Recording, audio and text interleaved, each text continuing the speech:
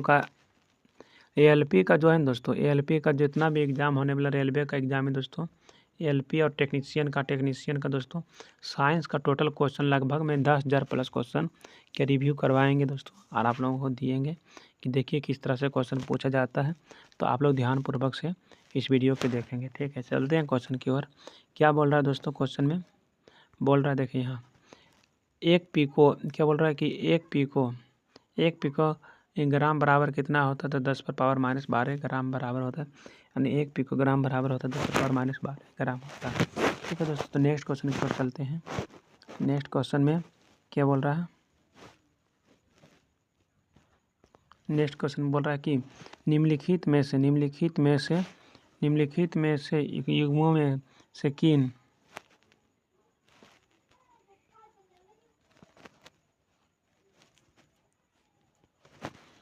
निम्नलिखित युग्मों में से किन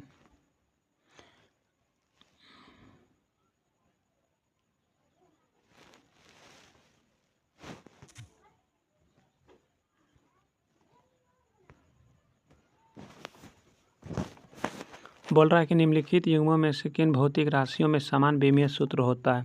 तो समान विमीय सूत्र होता है बल एवं दाब में। 1 माइक्रोन किसके बराबर होता है? 1 माइक्रोन बराबर होता है 0.0001 मिलीमीटर। और एम के एस प्रणाली में त्वरण का मात्रक क्या होता है? मीटर प्रति सेकेंड होता है। त्वरण का मात्रक क्या होता है? तो मीटर प्रति सेकेंड होता है। एम के एस प्रणाली में मीटर का मात्रक क्या होता है? मीटर प्रति सेकेंड होता है। फिर नेक्स्ट क्वेश्चन की ओर चलते हैं। नेक्स्ट क्वेश्चन में क्या बोल रहा है दोस्तों कि कुछ गैसों की स्थिति का समीकरण निम्न प्रकार का व्यक्त किया जा सकता है। तो इसमें क्या बोल रहा है कि देखिए P+A/V स्क्वायर V माइनस भी बराबर RT, जहाँ P दबाव, V आयतन, T परमतापक्रम और AB R स्थिरांक है। A की बीमा क्या होगा? तो MLQ T⁻⁻2। दूरी का सबसे बड़ा मात्रक क्या? पारसेक है। निम्नलिखित में कौन सदिश राशि है? देखिए सभी जो है सदिश राशि है। भार, त्वरण, बल सभी सदिश राशि है, ठीक है, सभी सदिश राशि। निम्नलिखित में कौन अदिश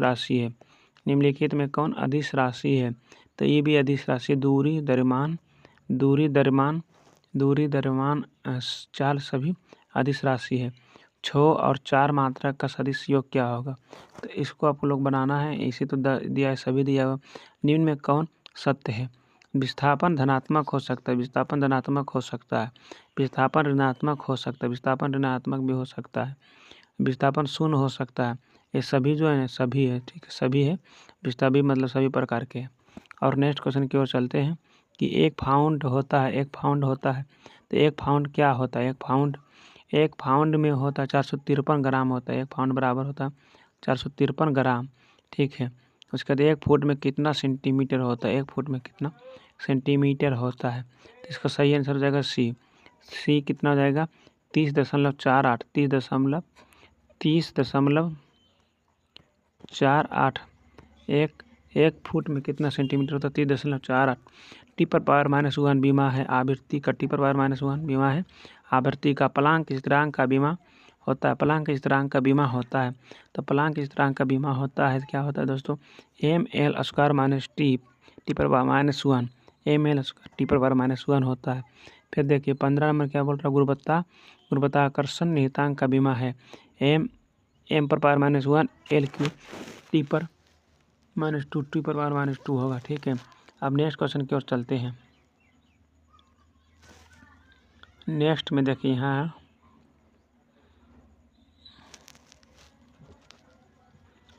क्या बोल रहा है? नेक्स्ट में क्या बोल रहा है दोस्तों कि 1 किलोमीटर दूरी का तापक्रम कितना होता है? 1000 मीटर होता है। 1000 मीटर प्रकाश वर्ष माप है दूरी का, प्रकाश वर्ष माप है दूरी का। 1 नैनो सेकेंड होते हैं 10⁻⁻9 सेकेंड। 1 एंगस्ट्रॉम में कितने मीटर होते हैं? 10⁻⁻10 मीटर। किसी उपकरण की लघुत्तम इकाई हो सकता है 1 मिलीमीटर। कौन सी भौतिक राशि है जिसका इकाई मात्रक तथा सीजी मात्रक समान है? कौन ऐसी भौतिक राशि है जिसका इकाई मात्रक और सीजी मात्रक समान है? तो समय समान होता है, ठीक है। पार्श्विक मात्रक है, पार्श्विक मात्रक है दूरी का, पार्श्विक मात्रक है किसका, दूरी का, पार्श्विक मात्रक है दूरी का, दूरी का। उसके बाद क्या बोल रहा है, एक कार्य होता है, कार्य होता है बल और विस्थापन का अदिश गुणनफल कार्य होता है। बल और विस्थापन के अदिश गुणनफल, बल और विस्थापन का अदिश गुणनफल क्या होता है, कार्य होता है, ठीक है। और आगे चलते हैं, तो क्वेश्चन की कमी न है, इसमें रिवीजन हो जाएगा एक तरह से। लेंस की आवर्धन का बीमा क्या है, लेंस की आवर्धन का बीमा, लेंस की आवर्धन का बीमा है दोस्तों ये m0 L0 T⁻⁻⁻0। तो इस तरह से लिखेंगे तो लिखने के बाद क्या होता है, आद होता है थोड़ा सा ज़्यादा। लेंस की आवर्धन का बीमा होता है m0 L0 T⁻⁻1। एक प्रकाश वर्ष होता है, एक प्रकाश वर्ष होता है 9.46 गुना 10⁻15 मीटर। एक पार्सेक होता है, एक पार्सेक होता है 3.26 प्रकाश वर्ष, एक पार्सेक होता है 3.26 प्रकाश वर्ष। एक जूल में कितना अर्घ होता है, 10⁻7 अर्घ होता है। एक जूल में कितना अर्घ होता है, 10⁻7 अर्घ होता है। बल का मात्रक है, बल का मात्रक क्या है, बल का मात्रक देखिए दोस्तों, न्यूटन भी होता है, डाइन भी होता है, केजी मीटर प्रति सेकेंड स्क्वायर भी होता है, यानी आप कहीं सही हो जाएगा सभी। ऊर्जा का मात्रक होता है, ऊर्जा का मात्रक भी सभी होता है। जूल होता है, ऊर्जा का मात्रक जूल होता है। न्यूटन सेकेंड होता है, केजी मीटर स्क्वायर बटे सेकेंड स्क्वायर होता है, केजी मीटर स्क्वायर बटे सेकेंड स्क्वायर होता है। तो और आगे चलते हैं,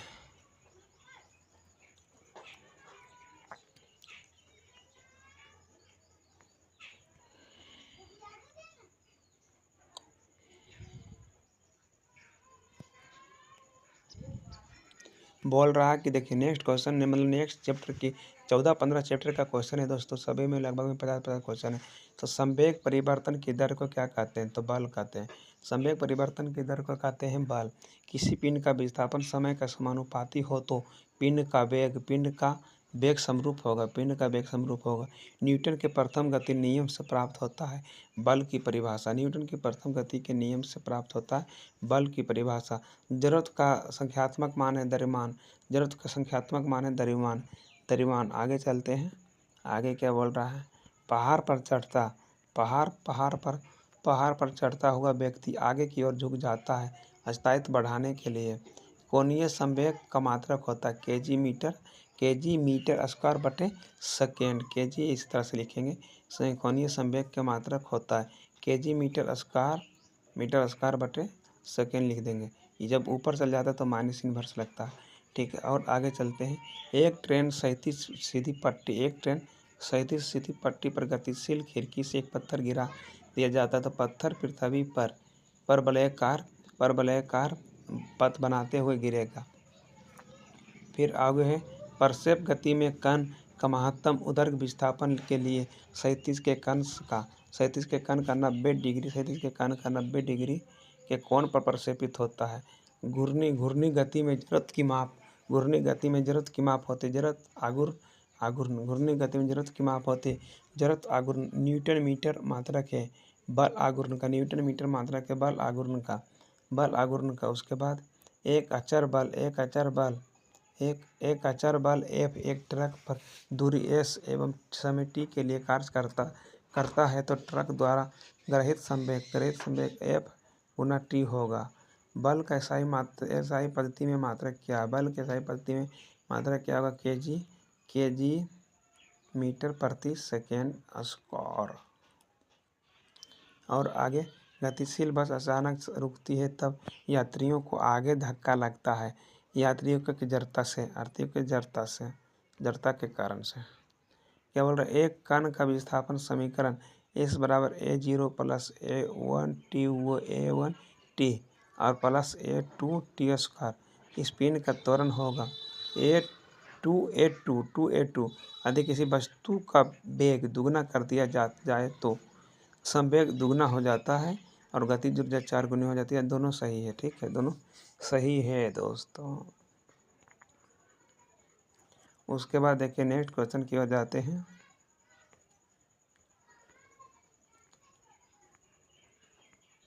नेक्स्ट क्वेश्चन में देखिए क्या बोल रहा है कि एक न्यूटन का एक बल एक 500 ग्राम द्रव्यमान पर कार्य करता है तो त्वरण होगा 2 मीटर प्रति सेकेंड। 2 मीटर प्रति सेकेंड यानी जो लाल कलम से सही है वही सही होगा।